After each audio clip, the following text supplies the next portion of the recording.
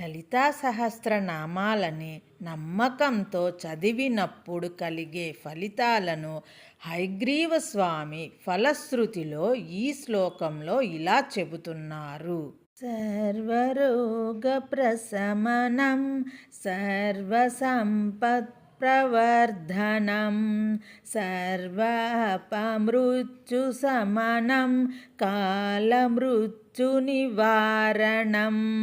లోకంలో ఒక న్యాయం కలదు, ఎంత కష్టపడితే అంత ఫలితం దక్కుతుందని. అదే మనకి ఎక్కువ ఫలితం కావాలి అంటే ఎక్కువ కష్టపడాలి. కానీ హయగ్రీవ స్వామి ఇలా చెబుతున్నారు, లలితాపారాయణం చేసినట్లయితే చాలా తక్కువ కష్టంతో అల్పాయాసముతో అధిక ఫలమును దక్కించుకోవచ్చని ఆయన వివరిస్తున్నారు. ఇక శ్లోకంలోని అర్థం ఇలాగుంది. లోకంలో అనేక రకాలైన వ్యాధులున్నాయి. కొన్ని వ్యాధులు అసాధ్యం అని డాక్టర్లు చెబుతారు. అవి ఎవరూ కూడా తగ్గించలేవని అర్థం.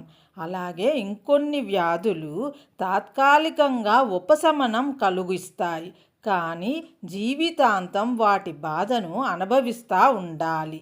ఇలాంటి వ్యాధులన్నిటికీ కూడా మందు ఒకటే, లలితాపారాయణాన్ని నమ్మకంతో చదవండి అని హయగ్రీవ స్వామి చెబుతున్నారు.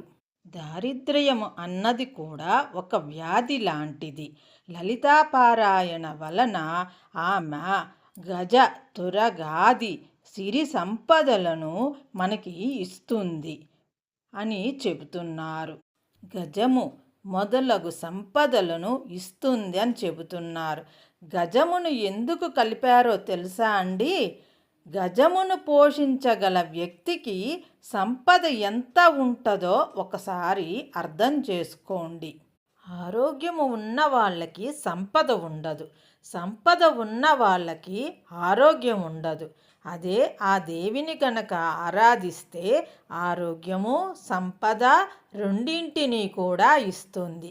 ఇక్కడ సంపదలంటే కోట్ల కలది ధనము ఒక్కటే కాదు, అష్టలక్ష్మీలు ఉన్నప్పుడే అది ఐశ్వర్యము సంపద అనిపించుకుంటుంది. 100 సంవత్సరములు ఆయుర్దాయం అంటే ఆయుష్ ఉన్న ఒక వ్యక్తికి సర్పము వలన కానీ వ్యాఘ్రము అంటే పులి వలన కానీ మరణం సంభవిస్తే దానిని అపమృత్యువు అని అంటారు. మన దగ్గర దీపం ఉంది, నూనె ఉంది, ఒత్తులు కూడా ఉన్నాయి. కరెక్ట్గా దీపం వెలిగించే సమయంలో పెద్ద గాలి వచ్చి దీపం ఆరిపోయినట్లే అపమృత్యువులు కూడా సంభవిస్తాయి. దేవిని ఆరాధిస్తే అటువంటి అపమృత్యువులు మన దరి చేరనీయకుండా దేవి కాపాడుతుంది. అది నమ్మకంతో గమనించుకుని ఉండాలి.